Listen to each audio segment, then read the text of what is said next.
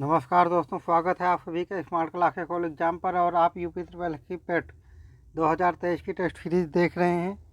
तो दोस्तों आइए आज के टेस्ट को आगे बढ़ाते हुए ज़्यादा समय को नहीं व्यर्थ करेंगे और आज के टेस्ट को आगे बढ़ाते हुए प्रश्न संख्या 1 देखते हैं। दोस्तों प्रश्न संख्या 1 में है राज्यों के उच्च न्यायालय का प्रावधान भाग 6 के यानी संविधान के भाग 6 के किस अध्याय में है। 1 अध्याय 4, 2 अध्याय 5, 3 अध्याय 6, 4 भाग 8। भाग 8 तो होगा नहीं क्योंकि अध्याय की बात की हुई है। दोस्तों राज्यों के उच्च न्यायालय का प्रावधान भाग 6 के अध्याय 5 में है। सही आंसर है विकल्प संख्या 2। तो दोस्तों आइए भाग 6 के सारे अध्यायों पर एक बार नज़र डाल लेते हैं और उसमें कौन कौन से मुख्य आर्टिकल हैं उसको भी एक बार देख लेते हैं। दोस्तों भाग 6 में, संविधान के भाग 6 में राज्यों के बारे में चर्चा की गई है, यानी कि इसमें किसी भी आर्टिकल की चर्चा की जाएगी तो राज्यों के विषय में ही की जाएगी। तो इसमें भाग 6 में, संविधान के भाग 6 में 6 अध्याय है। दोस्तों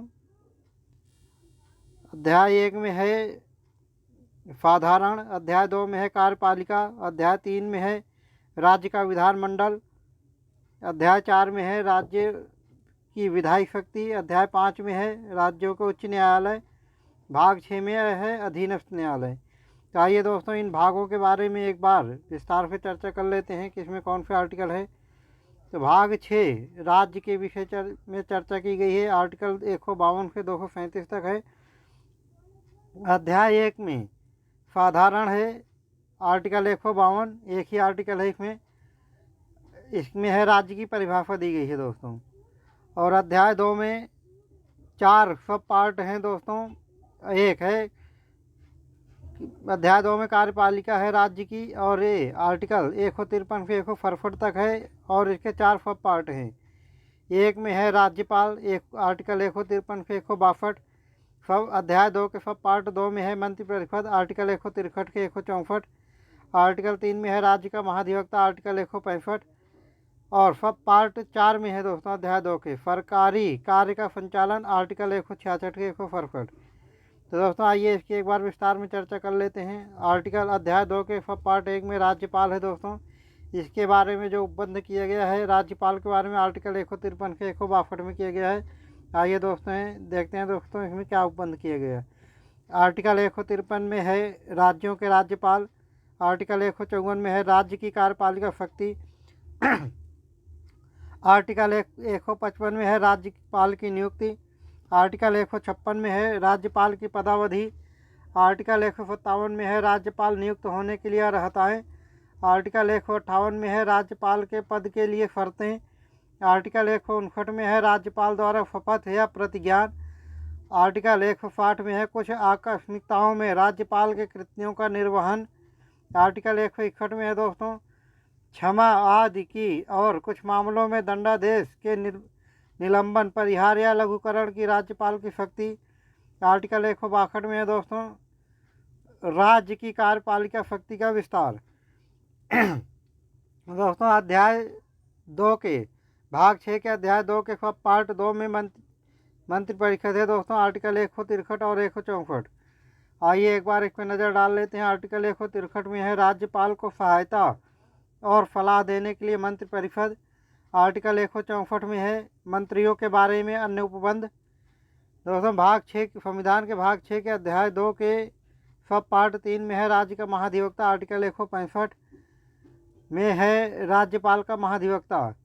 सब पार्ट 4 में है दोस्तों सरकारी कार्य का संचालन, आर्टिकल 166 और 167, यानी कि आर्टिकल 166 एंड 167।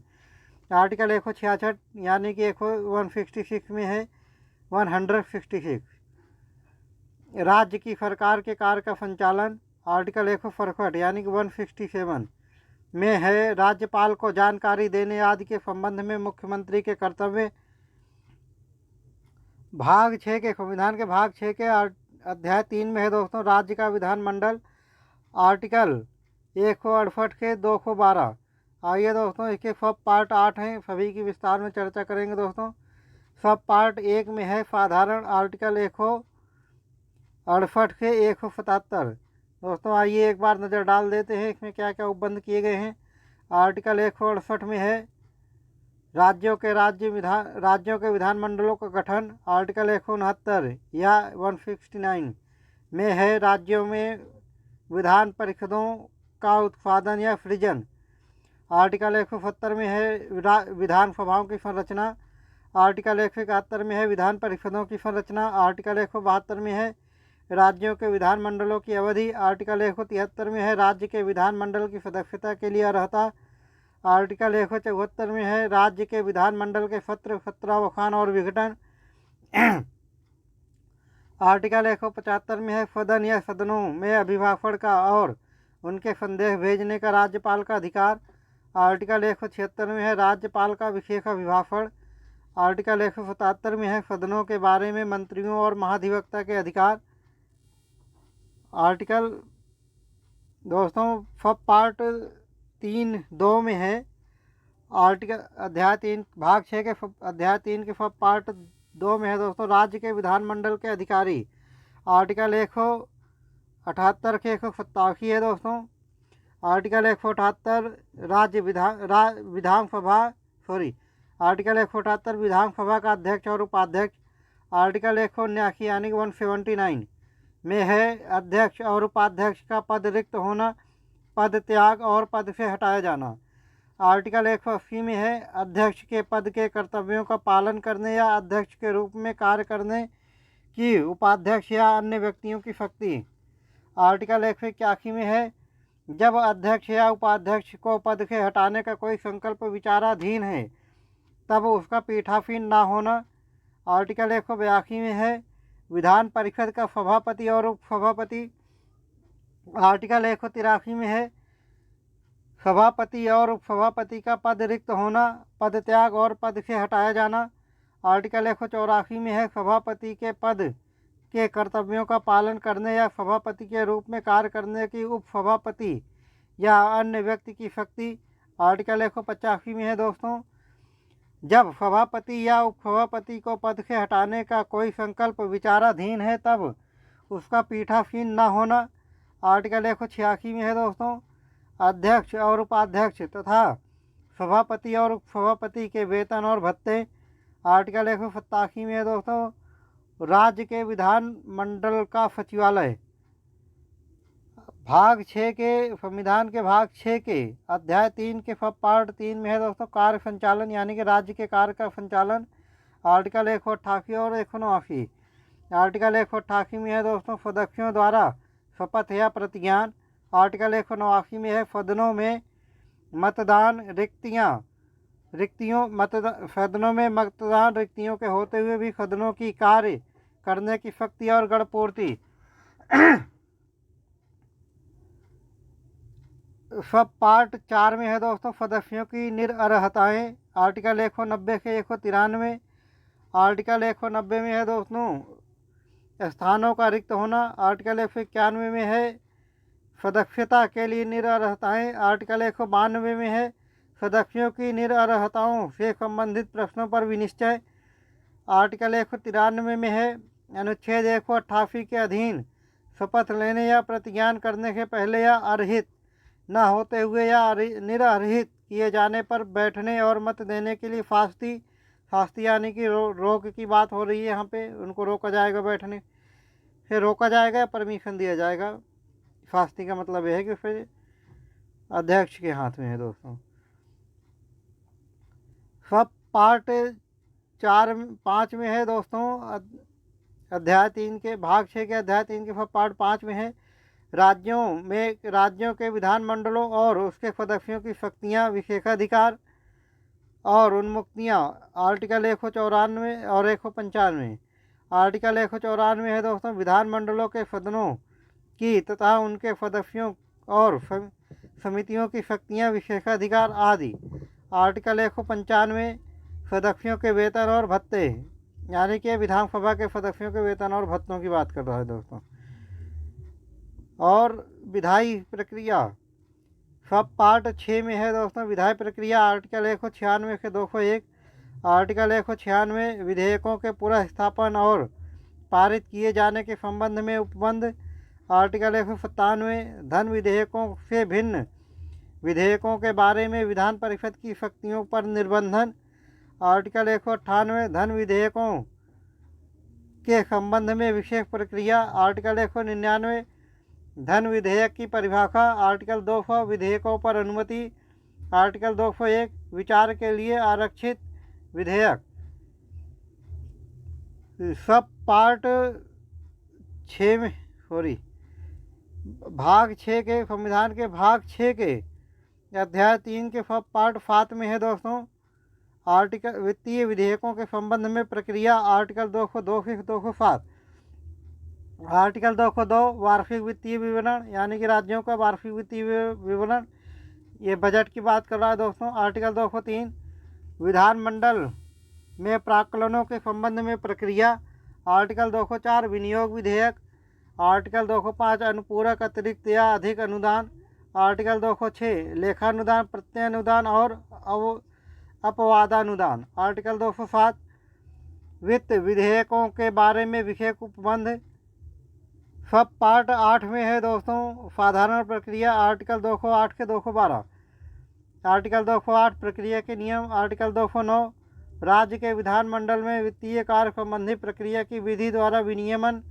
आर्टिकल 210 विधानमंडल में प्रयोग की जाने वाली भाषा। आर्टिकल 211 विधानमंडल में चर्चा पर निर्बंधन। आर्टिकल 212 न्यायालयों द्वारा विधानमंडल की कार्यवाहियों की जांच न किया जाना। भाग 6 के अध्याय 4 में है दोस्तों राज्यपाल की विधायी शक्ति।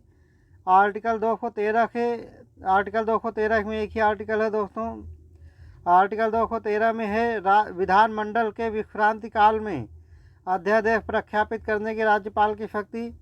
भाग 6 के अध्याय 5 में दोस्तों राज्यों के उच्च न्यायालय का उपबंध है और राज्यों के उच्च न्यायालय आर्टिकल 214 से 231 तक है दोस्तों। आइए देखते हैं इसमें क्या क्या उपबंध किया गया है। आर्टिकल 214 राज्यों के लिए उच्च न्यायालय। आर्टिकल 215 उच्च न्यायालयों का अभिलेख न्यायालय होना। आर्टिकल 216 उच्च न्यायालयों का गठन। आर्टिकल 217 उच्च न्यायालय के न्यायाधीश की नियुक्ति और उसके पद की शर्तें।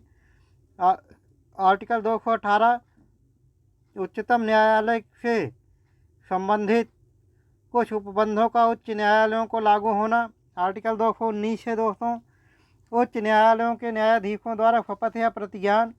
आर्टिकल 220 में है स्थायी न्यायाधीश रहने के पश्चात विधि व्यवसाय पर निर्बंधन। विधि व्यवसाय मतलब वो वकालत नहीं कर सकता दोस्तों। आर्टिकल 221 में है न्यायाधीशों के वेतन आदि। आर्टिकल 222 में है दोस्तों किसी न्यायाधीश का एक उच्च न्यायालय से दूसरे उच्च न्यायालय को अंतरण। आर्टिकल 223 में है कार्यकारी मुख्य न्यायमूर्ति की नियुक्ति। आर्टिकल 224 में है दोस्तों अपर और कार्यकारी न्यायाधीशों की नियुक्ति। आर्टिकल 224 का में है दोस्तों उच्च न्यायालयों की बैठकों में सेवानिवृत्त न्यायाधीशों की नियुक्ति। आर्टिकल 225 में है विद्यमान उच्च न्यायालयों की अधिकारिता। आर्टिकल 226 में है दोस्तों कुछ रिट निकालने की उच्च न्यायालय की शक्ति। आर्टिकल 226 का में है दोस्तों आर्टिकल 226 के अधीन कार्यवाहियों में केंद्रीय विधियों की संवैधानिक वैधता पर विचार न किया जाना। आर्टिकल 227 में है सभी न्यायालयों के अधीक्षण की उच्च न्यायालय की शक्ति। आर्टिकल 228 में है कुछ मामलों का उच्च न्यायालय को अंतरण। आर्टिकल 228 का में है दोस्तों राज्य विधियों की संवैधानिक वैधता से संबंधित प्रश्नों के निपटारे के बारे में विशेष उपबंध। आर्टिकल 229 में है दोस्तों उच्च न्यायालय के अधिकारी और सेवक तथा व्यय। आर्टिकल 230 में है उच्च न्यायालयों की अधिकारिता का संघ राज्यों पर विस्तार। आर्टिकल 231 में है दो या अधिक राज्यों के लिए एक ही उच्च न्यायालय की स्थापना। दोस्तों अध्याय 6 में है भाग 6 के अध्याय 6 में है अधीनस्थ न्यायालय। अधीनस्थ न्यायालय आर्टिकल 233 से 235 के बीच में अधीनस्थ न्यायालयों की चर्चा की गई है दोस्तों। आर्टिकल 233 में है जिला न्यायाधीशों की नियुक्ति। आर्टिकल 233 का में है कुछ जिला न्यायाधीशों की नियुक्तियों का और उनके द्वारा किए गए निर्णयों आदि का विधिमान्यकरण। आर्टिकल 234 है दोस्तों न्यायिक सेवा में जिला न्यायाधीशों के भिन्न व्यक्तियों की भर्ती। आर्टिकल 235 में है अधीनस्थ न्यायालयों पर नियंत्रण। आर्टिकल 236 में है निर्वाचन। आर्टिकल 235 में है कुछ वर्ग या वर्गों के मजिस्ट्रेटों पर इस अध्याय के उपबंधों का लागू होना। तो दोस्तों और आर्टिकल 238 को निरस्त कर दिया गया है। अगर प्रश्न में भाग 1 के बारे में चर्चा कर दी गई है दोस्तों, आइए एक नज़र मार लेते हैं। भाग 8 में संघ राज्य क्षेत्र के बारे में वर्णन किया गया है दोस्तों। ये आर्टिकल 239 से 241 तक है। पहले 242 भी था, लेकिन 242 आर्टिकल को निरसित यानी कि उसको ख़त्म कर दिया गया है। आर्टिकल 239 में है संघ राज्य क्षेत्रों का प्रशासन। आर्टिकल 239 का में है कुछ संघ राज्य क्षेत्रों के लिए स्थानीय विधानमंडलों या मंत्रि परिषदों का या दोनों का सृजन। आर्टिकल 239 का में है दोस्तों दिल्ली के संबंध में विशेष उपबंध। आर्टिकल 239 का खा में है संवैधानिक तंत्र के विफल हो जाने की दशा में उपबंध। आर्टिकल 239 खा में है दोस्तों विधानमंडल के विश्रांति काल में अध्यादेश प्रख्यापित करने की प्रशासक की शक्ति। आर्टिकल 240 में है दोस्तों कुछ संघ राज्य क्षेत्रों के लिए विनिमय बनाने की राष्ट्रपति की शक्ति। आर्टिकल 241 में है दोस्तों संघ राज्य क्षेत्रों के लिए उच्च न्यायालय। तो दोस्तों आज के टेस्ट यहीं पर समाप्त होता है, और अगर आपको इस टेस्ट के हेल्प मिल रही है और ज़रूर मिल रही है तो आप इसी तरीके की वीडियो को लगातार देखना चाहते हैं तो हमारे यूट्यूब चैनल स्मार्ट क्लासेस को लाइक, सब्सक्राइब और शेयर ज़रूर करें। दोस्तों कल फिर मिलते हैं इसी टाइम पर, लेकिन अगले वीडियो के साथ। तब तक के लिए जय हिंद दोस्तों।